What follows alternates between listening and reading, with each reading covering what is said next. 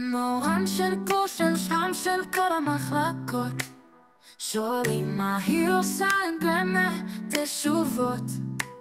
סטריקטית מסודרת, שומרת על קורת רוח, תמיד עוזרת גם עד 10 בלילה, זה בטוח. היא לא תעמוד על בממה, לא רוצה מסיבה, בשבילה כל יום רגיל במשרד זה חגיגה.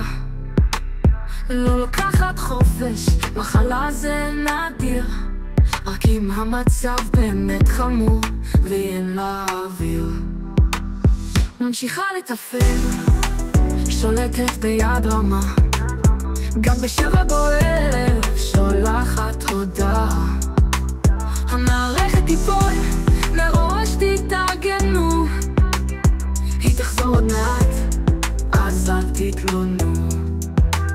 לא אוהבת אבק, שונאת אלמרים, על אפילו בננות זה לא החיים, אבל סמבוסק בולגרית זה סיפור אחר. בשעה 4 נפל הסוכר, צריכה מתוק ומהר.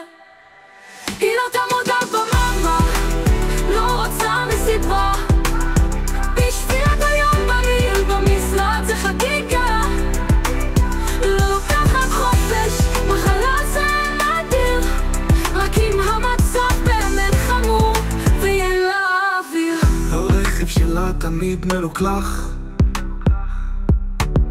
הילד שלה גולש שחיין מבורך, לא מראה רגשות, אולי קצת קלירה, אבל כשצריך היא הכי מכילה.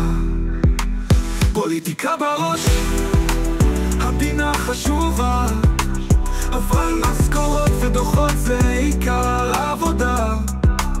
היא תל אביבית אבל בת ימית בלב, ואם היא לא מרוצה אתה תבין זאת היטב.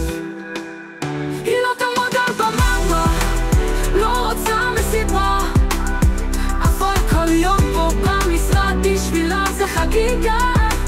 אם המערכת נפלה היא כבר התקנה, מה שבטוח כולם פה חוגגים לה. לא אוהבים לה, לא.